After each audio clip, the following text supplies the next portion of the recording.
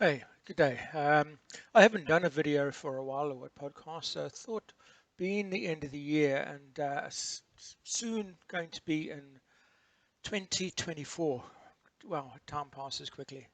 Um, I thought I would do a little bit of a post on planning, um, and not your traditional planning of what you're going to do in 24, but maybe a different way of looking at it. Something I've been doing for quite a few years, um, but lately I've just started to formalize it a little bit and made it a little bit of a stronger pattern. But let me share that with you. Um, so planning. Why do I do planning a little differently? Um, Early in life, I felt like I was just what I call surviving. I was covering all my responsibilities, looking after finances, making sure they were healthy, looking after my health and doing exercise for health reasons, making sure I was going to have a nice retirement, um, DIY, making sure the house was in good shape, doing the garden, etc. And as I aged, I suddenly realized I was just covering my responsibilities rather than actually living what I was doing. Um, I mean, finances, the nice house, the car, and everything, they're actually enablers for a good lifestyle. They are not in themselves good lifestyle. So I've turned it around to actually say, okay, let me actually focus on the lifestyle, and then behind that, you actually plan what finances and car and everything you need to actually back that up. So different approach. Maybe mine is needed a little bit, but yeah. Um, it's to me, it's more around looking closely at what you want to be, and not thinking that, in the future sometime I'll be able to retire, I'll have the finance, I'll be able to start enjoying myself and travel and do the things I want to do. It's fitting in the things you want to do now, and it's surprising when you invert the model, how how it actually changes. So first of all, what you need to do is close off the current year. That's 2023 is basically done. We're now between Christmas and New Year. First thing I do is look at, it's really close off all the things and clear my mind. First thing I do, I went through the cupboard, um, got rid of all the clothes I haven't worn in 2 years, looked at looked at all the clothes I'd probably never wear again and get rid of them. Went through all my leisure wear, work, sportswear, undies, socks, um, anything that was useful went to Lifeline, the rest to the tip. Um, but really just clearing out uh, the backlog. To think about the people that you care about. Who haven't you heard of for a while? Um, who haven't you actually shown your appreciation for? And make contact with them. It could be a social media post, could be a letter, um, could be something like that. And then um, the other one is just take a good hard look at yourself in the mirror. Stand in front of the mirror, have a deep look, and acknowledge what you see, what you feel. Um, Really good way to close out the year. Just changes things around a bit and gets you ready to actually start looking forward. Um, I've done that in the last week and now put together the plan. So, the plan. First of all, this is not a wealth or career plan. Um, it's a different exercise. It's about planning your lifestyle for the following year. And I go through pretty much a four-step process to do this. Some of you have heard me talk about Masogis, and I think those are important. So my step one is identify what I call a Masogi. It's one event I'm going to do in the year that scares me. That's going to make a difference to the next 365 years. It's also going to impact this year in that I probably need to think about it, plan it, practice, do the training, get my head around how it's going to take. Now, Masogi is it's got to be a challenging event.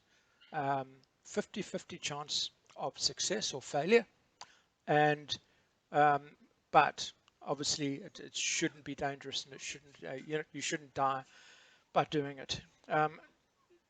I've done these for the last 6 years. I've done a Masogi each year.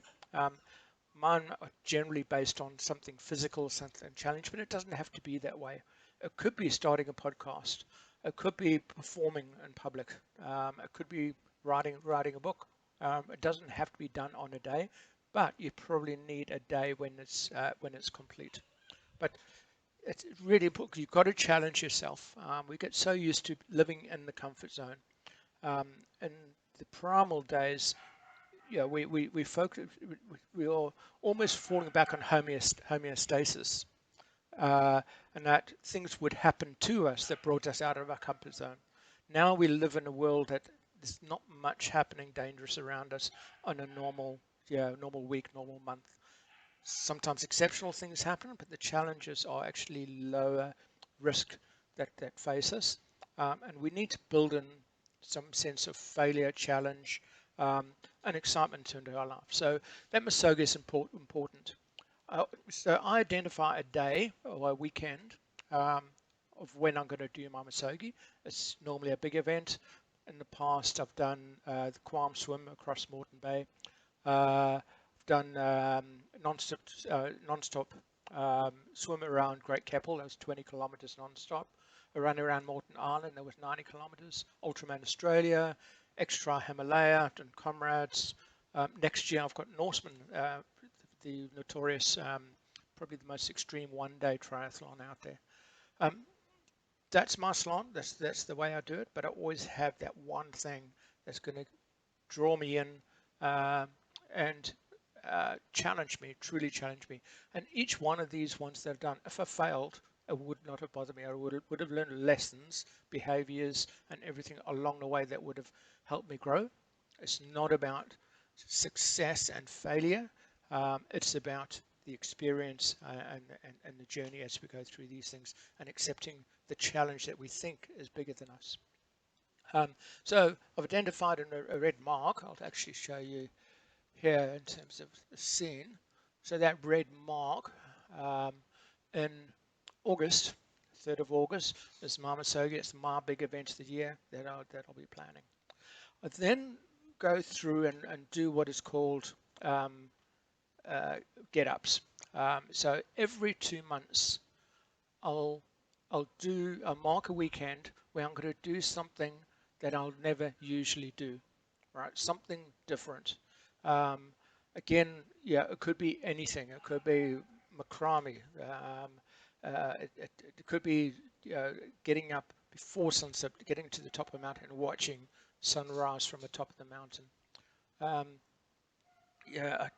It's this year I did an underwater rock carrying challenge.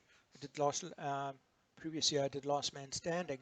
I did a graduation speech at a school, and all of these things are challenging. I didn't really train them, but I just wanted to do them. Other ideas might go spend a night at the opera.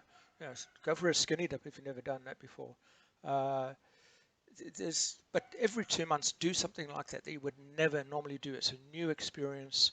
Doesn't have to be challenging. It's just different, new, brings you out of a little bit out of your normal zone, shall we say. And there's 5 of those. I normally skip the Masogi month and about those, but think about it. I'll get 5 brand new experiences in my year that I've never done before. And who knows what we actually learn from these things and what we experience. They're all something different. So that's step 2. First was Masogi, then it was the 5 get-ups. Third one is family. So I'll mark again every 2 months a weekend where I'll be absolutely focused on family. So it's not about me. It's about making sure I go out and experience with my son, my wife, or my sister, something very different. It could be somebody abroad. We do something through social media with them, but you dedicate it to them. You want to actually feel their experience in you rather than enjoy the experience itself. The pleasure environment should be watching them enjoy that environment. So it could be anything. It could just a weekend, just every 2 months that's totally dedicated to family or your close relations. really important to do that because sometimes those things can just slip away. We do them too occasionally. Sometimes we do them more often, and that's great. Um, but we need time for ourselves. We also need time dedicated to family. So by now you've got um, five family weekends. You've got five get-ups. We're going to do something different. You've got one Misogi. The last one I do is a little different in that I'll have five what I call testing or pushing the limits weekends. So these aren't Misogis, and they're not really get-ups either. There are 5 weekends where I will test myself in some way. So in training, when you're training for ultra events and things like that, we don't normally like run a marathon. We don't normally do an ultra in training. We don't do truly epic rides or multi-day hikes or things like that because it gets in the way of the physical adaptations moving forward. But what I like to do is every couple of months is do something exceptional. Yeah, really early ride with lots of elevation. Yeah, long run, a challenging run, really long swim, rough water swim, or something like that. That just takes you out really out of your comfort zone, starts building beliefs, and that defiant or that defiant mindset. Um, it's an opportunity to actually overcome. You can put yourself in a situation that you know you're going to be difficult, you're going to be extremely fatigued or something. Um, you don't have to wait for your Misogi or a race to do that. We can do that to ourselves by just setting ourselves these tests or pushing the limits, days or weekends. Um, Great to do these with a mate if somebody's of the right mindset, but you can do these on your own with the support of your partner or a follower, etc., etc. I really think it's important to do these pushing the limits weekends because it um, does reinforce what we're actually about. It gives you those lessons outside of race day.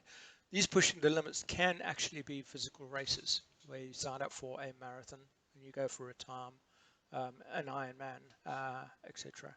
Um, I don't see Ironmans as Misogis. Yeah, once you've done your first, you know you can do them. You've got to do something else for your Misogi, but you can do Ironmans as pushing the limits and go for time or different environment, etc. Um, so that's step 4. By now, yeah, you've got your 5 pushing your limits, 5 family weekends, 5 get-ups. You've got your 1 Misogi. So you've got basically 16 weekends where out of 52 where you're doing something for yourself to improve, to grow, to challenge yourself. If you think of it, you break that down, it's actually only 11 days out of weekend days out of 104 weekend days where you invest in yourself. Some people think doing this type of stuff is self-focused, you're basically doing it by yourself. It's not actually a lot of days of all the weekends in the year. And it's really important, I think, to invest ourselves, to challenge ourselves, to find out how resilient, how strong, and we need to grow. Mine is based on endurance. It doesn't have to be that. It could be public speaking. Um, it could be crocheting or macrame or hiking, um, camping, traveling. There's so many things that we can actually base this theory of planning on. The whole plan has got to be flexible. Things are going to happen in a year, so a lot of the like the get-ups, I don't even know which ones I'm going to do because things generally arrive in the 2 months previous. That hey, that would be interesting to do. That would challenge me, and I've never done that before. And you plan it for one of those weekends. I have a couple in mind for the coming year. Um, One of them includes another carrying rocks up mountains and things like that. But it's you've got to be flexible on these because things change as you move through. Even my Misogi, my Misogi used to be what's Kona because I qualified for Kona, which is in October. But Norseman came up I got an entry, so that quickly changed to Norseman, which is now in full planning, and just starting training. Um, Really important factor of doing the sort of planning is uh, I see fear of failure as being arguably being the leading cause for people not flourishing. Um, I look back and in my first uh, 35, 40 years, until I was 40, I never failed an interview. Any interview I wanted to, I got a job, and I was really proud of that. But then now I think back and think, well, I was going for the safe jobs, jobs I knew I could get, I knew I could do, as overqualified for. Never really stretched myself, and that's it. But since I've been starting to do this stuff, I'm more than happy, and I've grown in all, I reckon, in all facets of my life. Grown in confidence based on just doing the right planning on who I want to be rather than what I want to have. And that's a really important point here. So each year is planned about what I want to be, who I want to be during the year, and things I want to do around that for myself um, to improve. And then I have the other stuff around it to actually uh, really enjoy my life. But I'm still doing the business planning, the career planning around this. It's just that this comes first. Um, just closing off. This is my plan. It is one approach. A big call out to Jesse Isler. Um, have a look at his YouTubes. Um, I discovered Jesse's podcasts and YouTubes about halfway through last year. Uh, you'll find this concept is probably very similar, if not the same as his.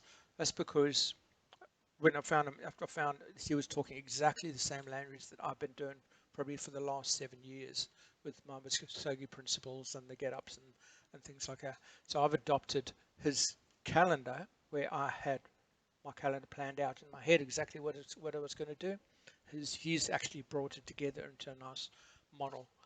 Highly recommend watching Jesse Isler's. I haven't stolen this. I've just leveraged a little bit of his formality around it. Um, I'll leave you with that. Have a think about it. Reach out to me if it resonates with you. More than happy to swap notes and bounce things around. And have a great New Year's, and here's to a good 2024.